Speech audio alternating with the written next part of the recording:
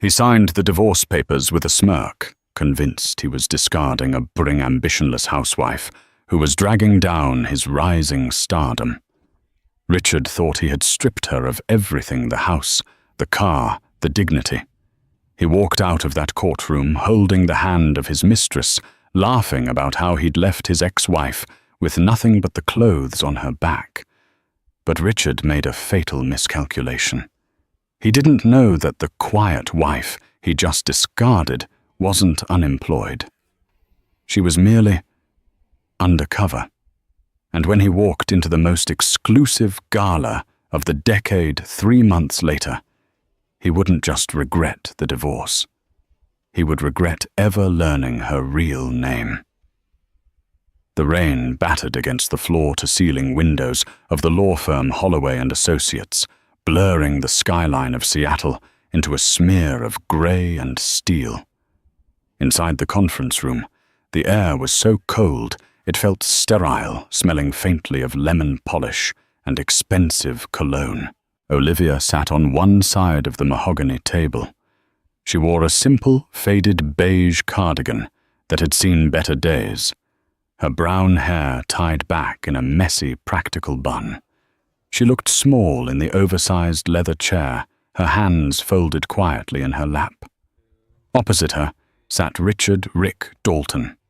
He was the picture of new money arrogance, a sharp navy bespoke suit, a Rolex Submariner, glinting under the fluorescent lights, and a smile that didn't reach his eyes. Next to him sat Jessica, a woman 10 years younger than Olivia, scrolling through her phone, with bored indifference popping gum with a soft snap every few seconds. "Let's wrap this up, Olivia," Rick said, sliding the thick document across the table. "I have a merger meeting at 3. Big things happening. You wouldn't understand." Olivia looked at the papers. "The alimony agreement," she read softly. Her voice was steady, lacking the tremble Rick had expected. "I'm being generous," Rick scoffed, leaning back and putting his arm around Jessica's chair. "I'm letting you keep the 2015 Honda, and I'm giving you a payout of $10,000. That should cover your rent for a few months while you figure out whatever it is you do." "What I do?" Olivia repeated, looking up. Her eyes were a piercing green, usually warm, but today they were like chipped flint. "Yeah, baking cookies, reading books," Jessica chimed in. Not looking up from her screen, "Rick says you were basically a live-in maid who forgot to clean." Rick chuckled. "Jessica, be nice. Olivia tried. She just, lacks vision. You know how it is, Olivia. I'm scaling up. Dalton Tech is about to break into the Fortune 500 sphere. I need a partner who fits the image. Someone who can walk a red carpet, not someone who worries about coupon clipping." He picked up a gold fountain pen and tapped it on the table. "You were fine for the struggle years, Olivia. But I've outgrown you. It's just business." It was cruel efficient and entirely untrue. Olivia hadn't just been there for the struggle years. She had funded them. When Rick was a broke coder in a garage, it was Olivia's freelance checks that paid for the servers. It was Olivia who stayed up until 400 a.m., debugging his code while he slept, telling him the next morning that he must have fixed it in a dream. She had made herself small so he could feel big. "I see," Olivia said. She picked up the pen. "So just to be clear, Richard, you want a clean break. No spousal support beyond this 10,000. No claim on my future assets, and I have no claim on yours." "Your future assets." Rick laughed, a sharp barking sound. "Olivia, unless you win the lottery, I think I'm safe. Yes, total separation. What's mine is mine. What's yours, which is nothing, is yours. Sign here." His lawyer, Mr. Holloway, pointed to the line. Olivia didn't hesitate. She signed her name, Olivia J. Dalton. Actually, she said, pausing, can I sign with my maiden name since the divorce is effective immediately? Go ahead. Rick waved his hand dismissively. Use whatever name you want. Just sign it. She crossed out Dalton and wrote in elegant, sweeping cursive, Olivia Sterling. Rick didn't even look at the signature. He snatched the papers as soon as the pen left the page. Done. Finally. He stood up, buttoning his jacket. Good luck, Olivia. Really. Try to find a nice cashier job. Simple work for a simple life. Jessica stood up, smoothing her red dress. She leaned over the table, whispering loud enough for the lawyers to hear. Don't worry, sweetie. I'll take good care of the house. I'm thinking of turning your sewing room into a walk-in closet. Olivia stood up. She didn't scream. She didn't cry. She picked up her old canvas tote bag. You do that, Jessica? Olivia said, her voice dropping an octave, losing the meek wife pitch she had perfected over 5 years. Make sure you renovate the foundation first. That house always had cracks in the structure, just like Rick. Before Rick could retort, Olivia walked out of the room. She didn't look back. As she stepped into the elevator, the facade dropped. Her shoulders straightened. Her posture shifted from slumped to regal. She pulled a phone from her tote bag. Not the cracked iPhone 8 Rick allowed her to have, but a sleek black satellite phone that looked like a piece of military hardware. She dialed a number. It's done, she said into the phone. The divorce is finalized. He signed the waiver for all future assets. A deep voice on the other end answered. Congratulations, Madam Sterling. The board has been waiting. The acquisition of the Kincaid property is on hold until your signature. Shall I bring the car around? Yes, Arthur. Pick me up around the corner. I don't want them to see the phantom. Understood. Welcome back, CEO Sterling. 3 months had passed since the divorce. Rick Dalton was stressed. Dalton Tech was bleeding money. He had promised his investors a massive partnership with Aura Global, the shadowy international conglomerate that owned everything from shipping lines to luxury hotels.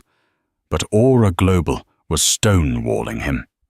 Why haven't they responded to my emails? Rick shouted, slamming his fist on his glass desk. Jessica was sitting on the office sofa, filing her nails. Maybe they're just busy, Ricky. Buy me lunch. I saw a bracelet at Tiffany's that would cheer you up. I can't buy you lunch, Jess. If we don't get the Aura contract, we can't make payroll next month. Rick loosened his tie, sweating. I need to get in front of their CEO, but nobody knows who the CEO is. They call him or her the architect. A ghost. No photos, no interviews. His assistant, a nervous young man named Timothy, poked his head in. Mr. Dalton, you have an invitation. Not now, Timothy. It's from Aura Global, sir.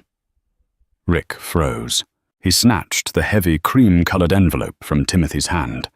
It was embossed with gold leaf. You are cordially invited to the Winter Solstice Charity Gala, hosted by the Sterling Foundation and Aura Global. Venue, the Grand Olympus Hall. Requirement, black tie. This is it, Rick whispered, his eyes widening. This is the entry. The Sterling Foundation is the charitable arm of Aura. If I can get into this gala, I can network with the board members. I might even meet the architect. A gala? Jessica perked up. Red carpet press. Everyone will be there, Jess. The mayor, the senators, the biggest tech moguls. If I walk in there and close a deal, Dalton Tech is saved. He looked at the invitation again. Wait, Sterling Foundation. Why does that name sound familiar? Sterling Silver, Jessica suggested. It just means money. Rick, who cares? I need a dress. Rick brushed off the feeling of déjà vu. He was too focused on the prize. He had to look successful. He had to look like a man who didn't need money so that they would give him money. Meanwhile, across the city in a penthouse that looked down upon the clouds, Olivia stood before a mirror. She looked nothing like the woman in the beige cardigan. The messy bun was gone, replaced by glossy chestnut waves that cascaded down her back. Her skin glowed with the health of someone who slept well and ate organic. She was wearing a gown that hadn't hit the runways yet, a custom creation of deep midnight blue velvet that hugged her figure with a slit running up the leg and diamonds stitched into the neckline like fallen stars. Arthur, her butler and head of security, a man in his 60s with a scar running down his cheek, stood by the door. "The guest list is confirmed, madam," Arthur said. "Mr. Dalton has RSVP'd. He is bringing Miss Vane." Olivia adjusted a diamond earring. It was worth more than the house Rick had kicked her out of. "Excellent. Is the security team briefed?" "Yes. They are to allow him entry, but monitor him closely. He is desperate, Olivia. His financials are in ruin. He took out a predatory loan to lease a Ferrari for tonight." Olivia allowed herself a small, cold smile. He always did care more about the packaging than the product. He thinks he's walking into a networking event, Arthur.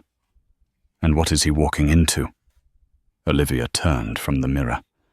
Her eyes were sharp, dangerous, and commanding. He's walking into a courtroom, but this time I'm the judge. "The board is anxious to introduce you," Arthur noted. "For 5 years you ran the company from the shadows as the architect because you didn't want your massive wealth to intimidate your husband. You dimmed your light so he could shine." "I didn't just dim it, Arthur. I turned it off. I cooked his meals, washed his socks, and listened to him explain basic economics to me while I was managing a $1 billion portfolio on my bathroom breaks." Olivia walked toward the private elevator. "Tonight, the lights come back on." The Grand Olympus Hall was a palace of glass and gold. Paparazzi lined the velvet ropes, cameras flashing like lightning storms. Limousines pulled up one by one, depositing the elite of the Western world. Rick Dalton stepped out of his leased Ferrari, adjusting his tuxedo. He felt like a king. Jessica was on his arm wearing a dress that was a bit too loud, a bit too revealing, shimmering with sequins that clashed with the elegant atmosphere of the event. "Look at them," Rick whispered to Jessica. "That's the CEO of Amazon over there. And there's the governor. Smile, Jess. We belong here." They walked up the grand staircase. At the entrance, a stern woman with a tablet checked their names. "Dalton," Rick said smoothly. "Richard and guest." The woman paused, tapping her screen. She looked up, her expression unreadable. "Ah, yes, Mr. Dalton. You have been placed at table 4. "Table 4, Rick whispered to Jessica as they walked in. "Single digits. That's near the front. That means they respect me." They entered the ballroom. It was breathtaking. A live orchestra played softly on a floating platform. The centerpieces were ice sculptures of swans dripping with caviar. But as they navigated the room, Rick frowned.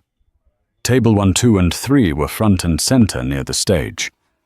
But Table 4 was in the back corner, near the kitchen doors. It was a small round table with no centerpiece, just a generic candle. "What is this?"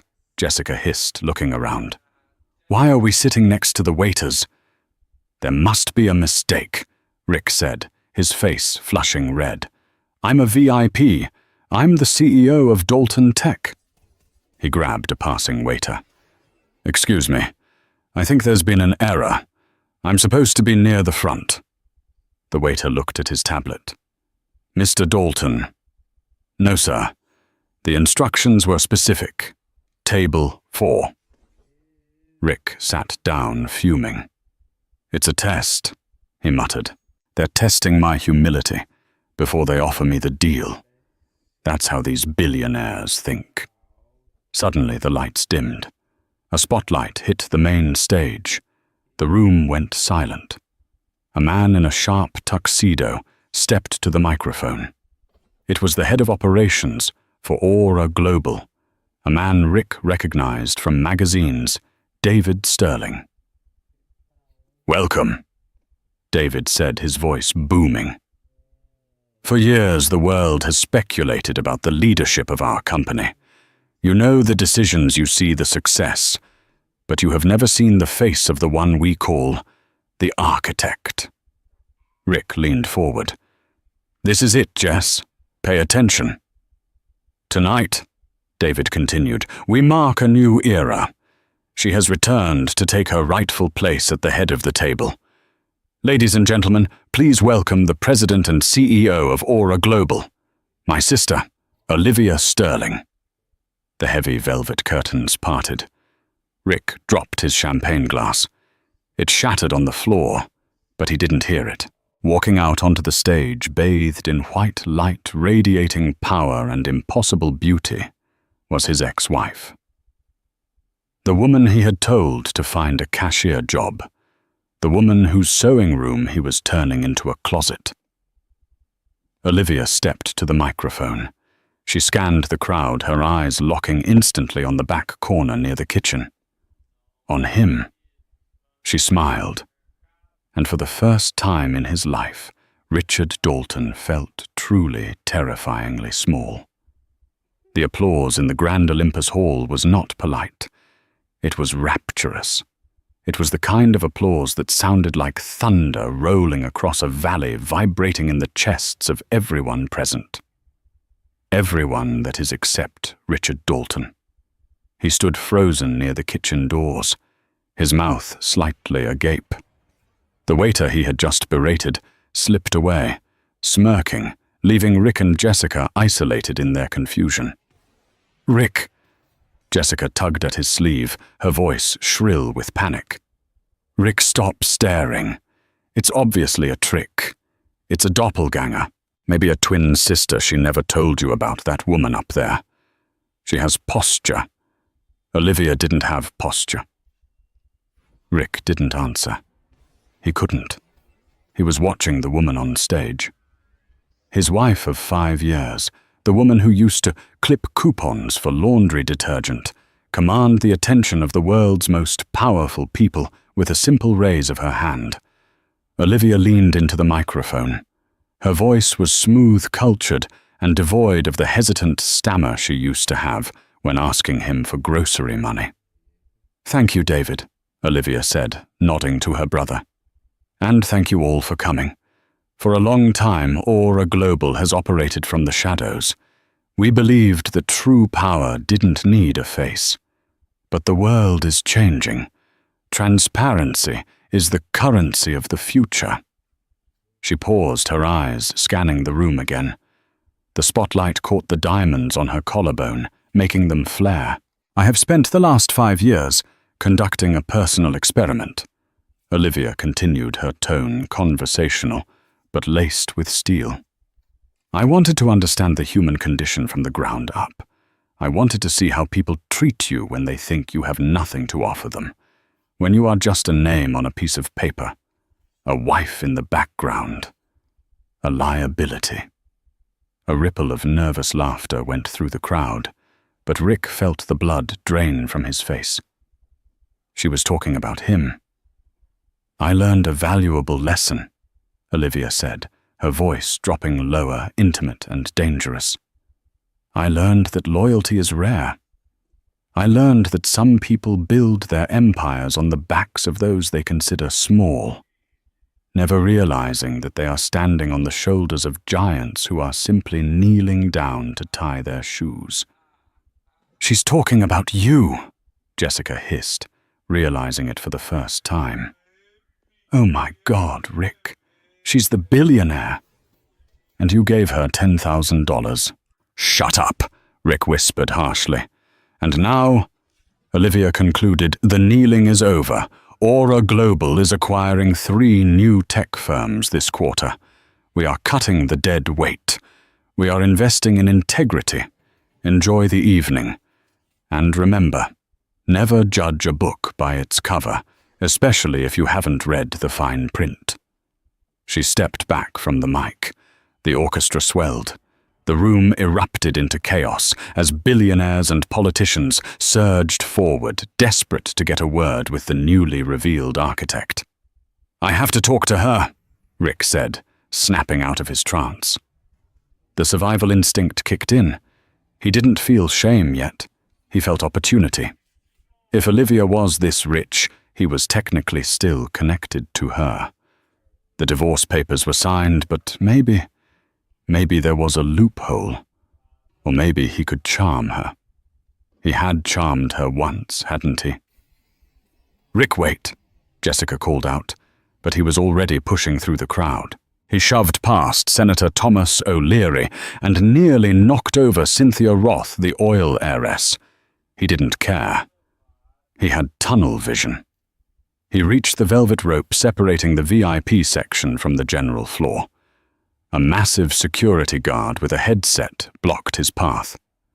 "Excuse me," Rick said, straightening his tie, putting on his best CEO voice.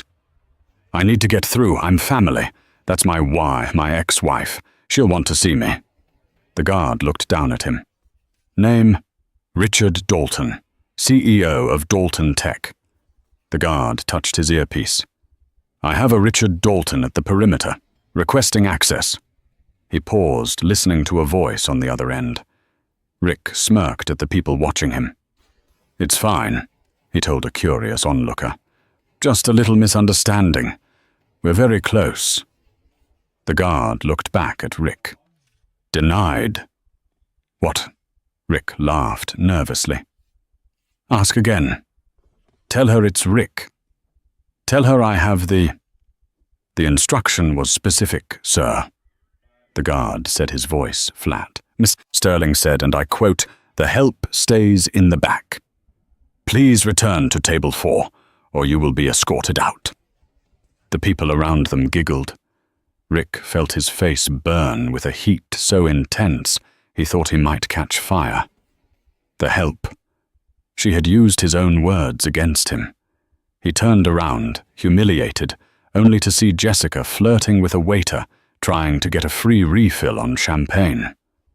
His empire was crumbling, and he was standing in the ruins wearing a tuxedo he couldn't afford. But Richard Dalton was a narcissist, and narcissists don't accept defeat. They get angry. An hour later, Rick found his opportunity. He had been watching Olivia like a hawk. She had been circulating the room flanked by Arthur and David, shaking hands with people Rick had only seen on the cover of Forbes. But eventually she stepped away toward the private corridor, leading to the executive suites and the restrooms. Rick signaled Jessica to stay put. She was busy taking selfies with a confused celebrity anyway, and slipped past a distracted waiter. He ducked under a velvet rope and sprinted down the hallway. "Olivia!" She stopped. She didn't jump or startle. She simply stopped walking and turned around slowly, the midnight blue velvet of her dress swirling around her ankles. Arthur, who was a few steps ahead, turned as well, his hand moving toward the inside of his jacket. Olivia raised a hand to stop Arthur. "It's fine, Arthur. I expected this." Rick jogged up to her, breathing hard. Now that he was close, the transformation was even more jarring. Her skin was flawless, her makeup professional. She smelled of jasmine and cold, hard cash. "Olivia," Rick panted, stopping a few feet away. "What is this? Is this some kind of sick joke?" "Hello, Richard," she said. Her voice was cool like water running over ice. "You're trespassing in the executive wing. The bathrooms for general admission are in the lobby." "Cut the crap." Rick stepped closer, pointing a finger at her. "You played me for 5 years. You pretended to be nobody. You let me pay the mortgage. You let me stress about bills while you were sitting on a gold mine. That's fraud, Olivia." Olivia laughed. It wasn't a happy sound. Fraud Richard, I paid off your student loans in 2021. I funneled money into your first startup through a shell company called Blue Heron Ventures because no bank would touch you. I didn't let you stress. I protected you from the reality of your own mediocrity. You were Blue Heron. Rick staggered back. That investor had saved him from bankruptcy. I wanted a partner, Rick, Olivia said, stepping forward, forcing him to step back. I didn't want a gold digger. My father, William Sterling, warned me. He said men are intimidated by power. So I hid it. I wanted to see if you loved me. Olivia the person, not Olivia the heiress. I did love you. Rick lied, his eyes darting around. No. Olivia shook her head. You loved having a fan. You loved having a maid. And the moment you got a taste of success I bought for you, you decided I wasn't shiny enough to be your trophy anymore. You traded me for a model who thinks the capital of France is Europe. Jessica is... She's supportive, Rick stammered. Jessica is a line item on your expense report, Olivia corrected. And speaking of expenses, you signed the divorce agreement. Section 8, paragraph 3, both parties waive all rights to future discovery of assets, hidden, omitted, or undisclosed prior to the marriage. Rick's stomach dropped. I didn't read that part. I know. Olivia smiled, a shark-like baring of teeth. You were too busy looking at Jessica's legs. You signed away your right to sue me, Rick. You signed away billions because you were in a rush to get to your merger meeting. I can still fight this, Rick threatened, though his voice wavered. I'll go to the press. I'll tell them you're a liar. I'll tell them you deceived your husband. Go ahead. Olivia shrugged. The press is currently eating out of my hand. They love a story about a strong woman escaping a toxic, ungrateful husband. In fact, Vanity Fair is doing a spread on me next week. The headline is, The Phoenix Rises. Do you want to be the villain in that story, Rick? Because right now you're just the footnote. Rick clenched his fists. I have a meeting with Aura Global next week, about the partnership. Olivia raised an eyebrow. Do you? Yes, and when I pitch my tech, your board will overrule you. My technology is undeniable. Olivia looked at him with genuine pity. Oh, Richard, you still don't get it. I am the board. But by all means, come to the meeting. I love a good comedy. She turned on her heel. Arthur, remove him. If he resists, break his wrist. The left one. He needs the right one to sign his bankruptcy papers later. Arthur stepped forward, cracking his knuckles. Rick didn't wait. He turned and fled back down the hallway, the sound of Olivia's laughter chasing him into the dark. The following Monday morning, the headquarters of Aura Global was buzzing with activity. The building was a glass monolith in the center of the financial district, towering over everything else. Rick Dalton stood in the lobby, wearing his second-best suit. He had returned the tuxedo. He was sweating. Jessica had refused to come, claiming she had a migraine after reading the tweets mocking Rick's placement at Table 4. I have a 900 a.m. pitch, Rick told the receptionist. Dalton Tech. 3rd floor, conference room A, the receptionist said without looking up. Rick felt a surge of hope. 3rd floor. That wasn't the executive penthouse. Maybe Olivia wasn't involved in this meeting. Maybe he was meeting with middle management. If he could just convince the engineers, they could push the deal through before Olivia noticed. He entered the elevator, practicing his pitch. Synergy, scalability, AI integration. He had the buzzwords down. The doors opened. He walked into conference room A. It was empty except for a long glass table. At the far end, sitting alone with a cup of tea, was Olivia. She wasn't wearing a gown today. She was wearing a white power suit, sharp enough to cut glass. She looked like a modern-day deity of judgment. "Sit," she said, not looking up from her iPad. Rick swallowed. Where are the other investors?" "The technical team." "I'm the only one you need to convince, Richard," she said. "Please, dazzle me. You have 5 minutes." Rick fumbled with his laptop. He plugged it in his hands, shaking. The projector flickered to life. "Okay." Rick started his voice, cracking. "So Dalton Tech has developed a proprietary algorithm for supply chain optimization. We call it the Nexus." He clicked the slide. It showed a complex graph. "It reduces latency by 14%, Rick said, gaining a little confidence. "It's revolutionary." "It's outdated," Olivia interrupted. Rick froze. "Excuse me." Olivia tapped her iPad. The screen behind him changed. It showed a side-by-side comparison of Rick's code and another code. "This is the Nexus," Olivia pointed to the left. "And this is Project Hermes, which Aura Global developed in-house 6 months ago. Our code reduces latency by 40%, and we didn't use open-source libraries that are vulnerable to hacking, which yours are." Rick stared at the screen. How did you get my code?" "You used the home Wi-Fi, Rick," Olivia said simply. "I'm the architect. Remember, I built the secure network you were gaming on. I saw everything. Every line of code, every sloppy shortcut." So you're not interested?" Rick slumped.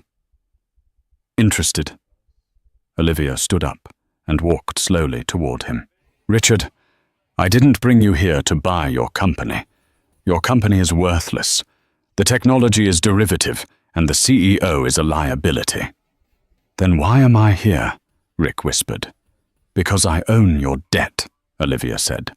She dropped a file folder on the table. It landed with a heavy thud. "What?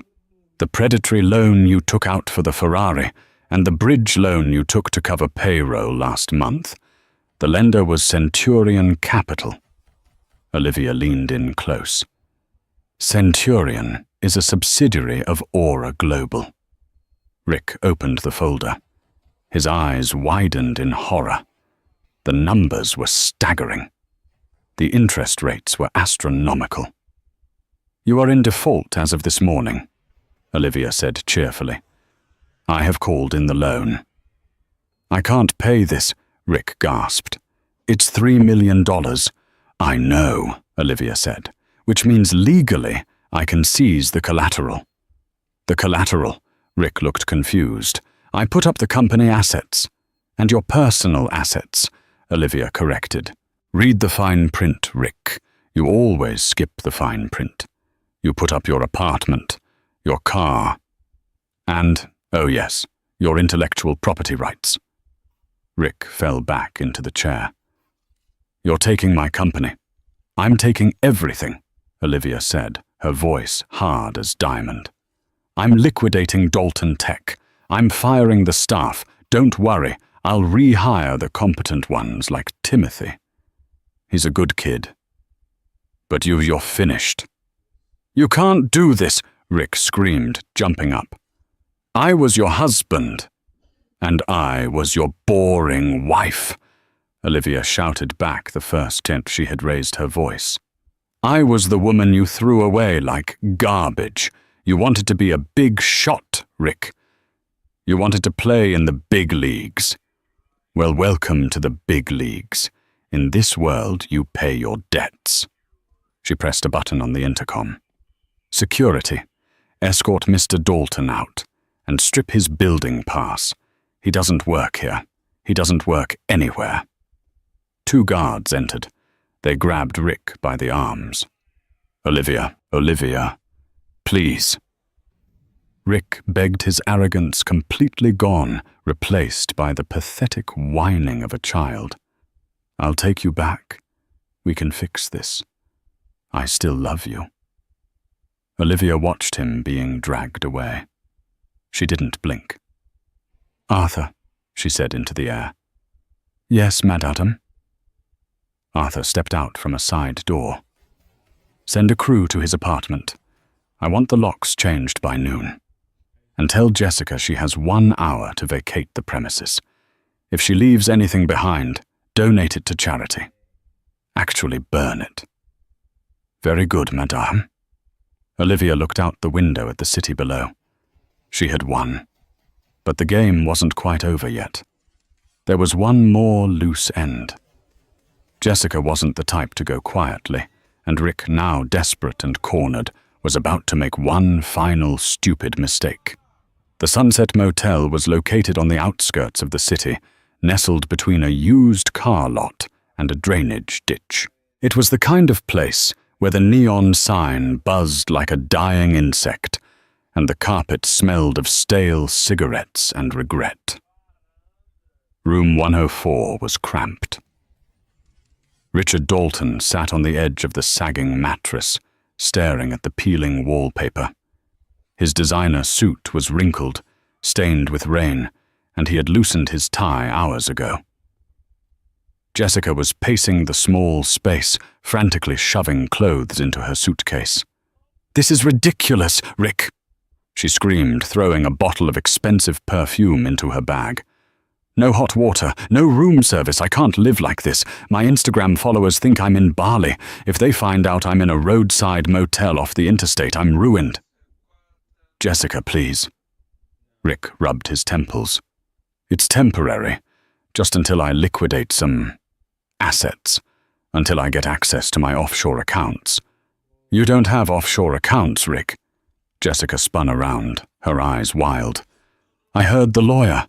She froze everything. You have nothing, which means we have nothing." She zipped up the bag with a vicious yank. "I'm going to my sister's in Portland. Don't call me until you're rich again." "You can't leave me." Rick stood up, panic seizing his chest. "We're a team. We're victims here, Olivia. She planned this. She's a monster." Jessica paused at the door, her hand on the knob. She looked at Rick, really looked at him, and saw a desperate, broken man. But then a thought flickered behind her eyes. A cunning, malicious spark.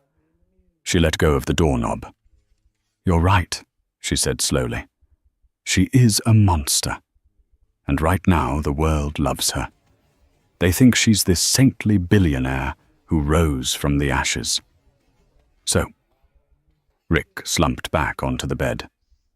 "So?" Jessica walked back toward him, a cruel smile playing on her lips. "Public figures have one weakness, Rick. Their reputation. Olivia Sterling is trying to launch a global brand based on integrity and transparency, right? Yeah, that's her whole shtick. What happens if the world finds out that the Saint of Seattle is actually a mentally unstable abuser who stole her husband's intellectual property to build her empire?" Rick blinked. "But that's not true." "It doesn't have to be true, Ricky." Jessica sat next to him, stroking his arm. "It just has to be loud. We go to the press, we sell the story, The Secret Life of Olivia Sterling. We tell them she was controlling, that she manipulated you, that she stole the code for Aura Global from your laptop while you were sleeping." Rick's eyes widened. The lie tasted sweet. It was a way to regain power. It was a way to hurt her. We could sue for defamation, or better yet, settle out of court. She'd pay millions just to make us shut up. "Exactly." Jessica grinned. "We don't need to win a lawsuit. We just need to threaten her image. She's hosting that massive Women in Tech Summit on Friday. Live broadcast. Millions of viewers." Rick sat up straighter. The gears were turning. "I know a journalist, Gavin Reed. He writes for the Daily Inquisitor. He hates the Sterling family. He's been trying to find dirt on them for years. Call him, Jessica ordered, pulling Rick's phone from his pocket. Tell him we have the scoop of the century. Tell him we want an exclusive interview aired right before her speech. Rick took the phone. His thumb hovered over the screen. For a second, he remembered Olivia making him soup when he had the flu. He remembered her staying up late to help him study for his business exams. He remembered the look in her eyes in the courtroom. But then he looked at the water-stained ceiling of the motel room. He looked at his ruined life. And he pushed the memory of her kindness down into the dark, replacing it with hate. "Hello, Gavin," Rick said into the phone, his voice trembling with feigned emotion. "It's Rick Dalton. You're going to want to hear this. I'm ready to tell the truth about Olivia Sterling." Wednesday and Thursday were a whirlwind. Rick and Jessica met Gavin Reed in a dark booth at a diner. Gavin was a thin, weasel-faced man who recorded everything on 3 separate devices. He ate up their lies like candy. "She locked me in the house," Rick lied, squeezing out a tear. "She wouldn't let me see my friends. She tracked my phone. And the code. Project Hermes. That was mine. I called it the Nexus. She copied it onto a flash drive and erased my backups. She threatened to kill him if he left," Jessica added, holding Rick's hand dramatically. "I was terrified for his safety. That's why we ran. That's why we're in hiding." Gavin scribbled furiously. "This is gold. Absolute gold. The architect is a thief and a tyrant. This will destroy her stock price overnight." "When do we run it?" Rick asked. "Friday night," Gavin said, his eyes gleaming. "I've got a press pass for the summit. I'm going to confront her during the Q&A. We'll live stream your interview simultaneously. It will be a pincer attack. She won't know what hit her." Rick smiled. For the first time in days, he felt powerful. He wasn't playing defense anymore. He was on the attack. The Friday night Women in Tech Summit was the event of the season. The auditorium was packed with 3,000 people, and millions more were watching via live stream. The stage was decorated with futuristic silver pillars and massive screens displaying the Aura Global logo. Olivia stood backstage adjusting her microphone. She wore a suit of sharp crimson silk, a color of power, of blood, and of victory. "Madam," Arthur whispered, stepping out of the shadows. "Our intelligence confirms it. Gavin Reed is in the 3rd row. He has a direct feed set up to his network, and Mr. Dalton and Miss Vane are currently in a studio downtown, ready to broadcast their confession." Olivia didn't look worried. She checked her watch. "Right on schedule. Are you sure you want to do this live?" Arthur asked, a rare note of concern in his voice. "We could shut down their feed. We could have lawyers serve them with a gag order right now." "No," Olivia said, turning to face him. Her green eyes were icy calm. "If you cut out a man's tongue, you don't prove him a liar. You only tell the world that you fear what he might say. I don't fear Richard Dalton. I want him to speak. I want him to scream. And then I want the world to see him choke on his own words." "As you wish." Arthur bowed. Olivia walked onto the stage. The applause was deafening. She gave her speech a brilliant, inspiring talk about ethical leadership and the importance of truth. She held the audience in the palm of her hand. Then came the Q&A. "I'll take questions now," Olivia said, shielding her eyes against the spotlight. Gavin Reed shot up from the 3rd row like a jack-in-the-box. He didn't wait to be called on. He grabbed a runner's microphone. "Miss Sterling," Gavin shouted, his voice echoing through the hall. "Gavin Reed, Daily Inquisitor. You talk about ethics, but isn't it true that your entire empire is built on stolen intellectual property? Isn't it true that you abused your ex-husband, Richard Dalton, and stole his code to create Aura Global? A collective gasp went through the room. The cameras swiveled to Gavin. We are currently airing an interview with Mr. Dalton. Gavin continued, looking smugly at the camera. He claims he is the true architect, and you are nothing but a fraud who destroyed his life. On the massive screens behind Olivia, the feed changed. It wasn't Olivia's presentation anymore. It was the live stream of Rick and Jessica sitting in a studio, looking tearful and broken. She ruined me, the video Rick sobbed. She stole my mind. She stole my work. The audience began to murmur. People were pulling out their phones. The stock price of Aura Global ticked down in real time. Olivia stood perfectly still on stage. She didn't interrupt. She watched the video of her ex-husband lying to the world. She waited until he finished his sentence. Then she laughed. It wasn't a nervous laugh. It was a clear, ringing sound of genuine amusement. She tapped her microphone. "Mr. Reed," Olivia said, her voice cutting through the tension. "Thank you for bringing this up. I was hoping someone would ask about the origins of my code." She pulled a small remote from her pocket. "You see," Olivia addressed the audience, "I anticipated that a man with Richard's creative relationship with the truth might try something like this. So let's look at the evidence, shall we?" She clicked the remote.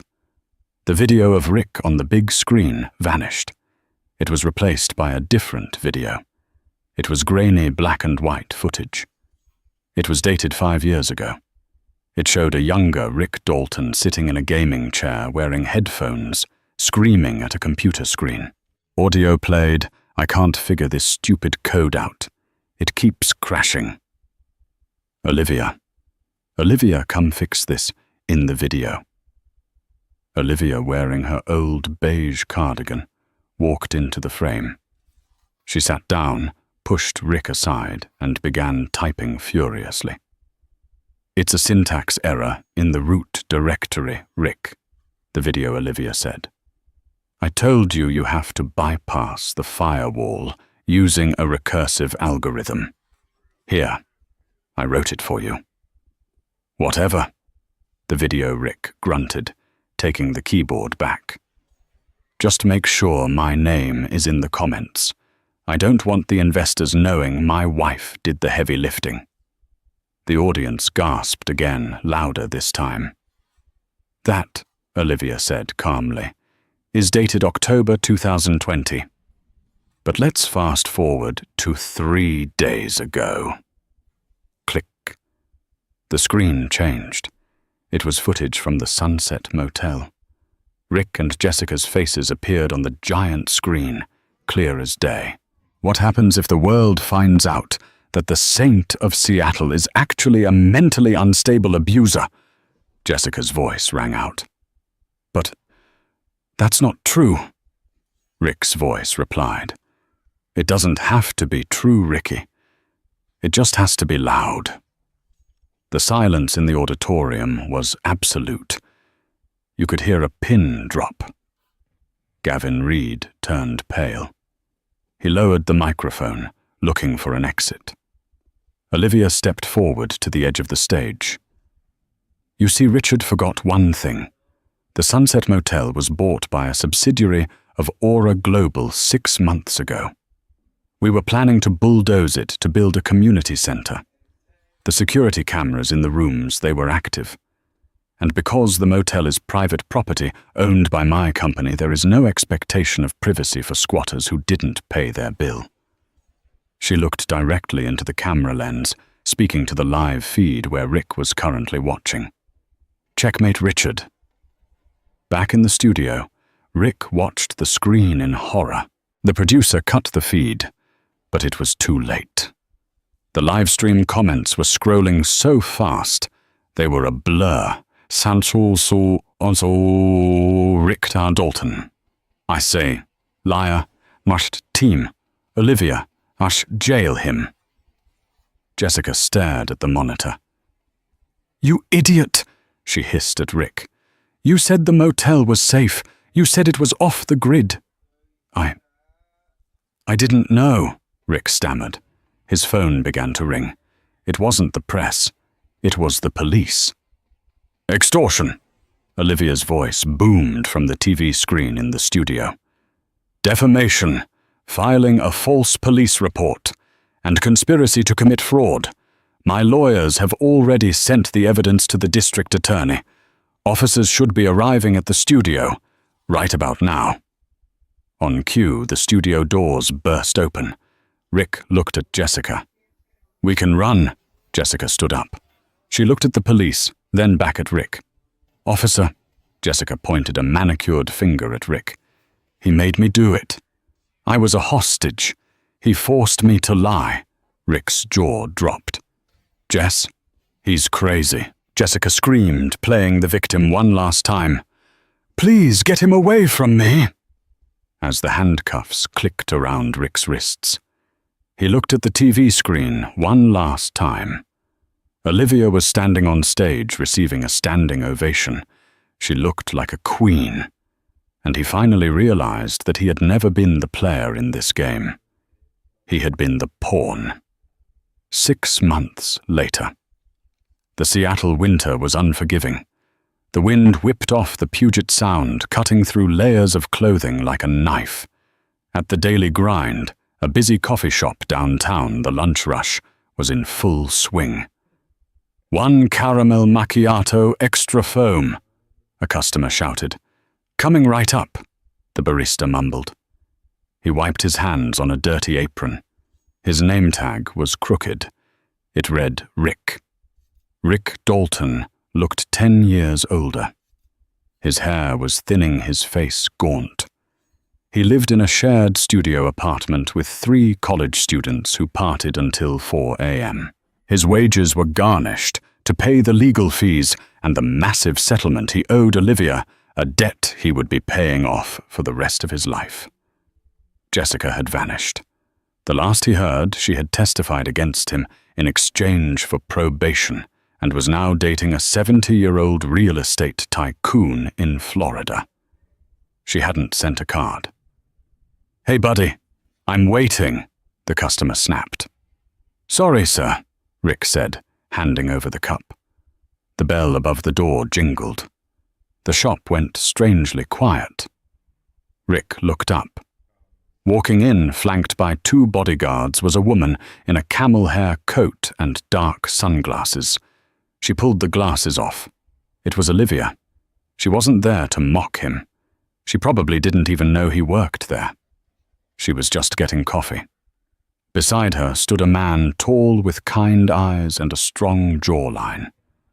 His name was Alexander, a neurosurgeon who ran the pediatric wing of the hospital Olivia funded.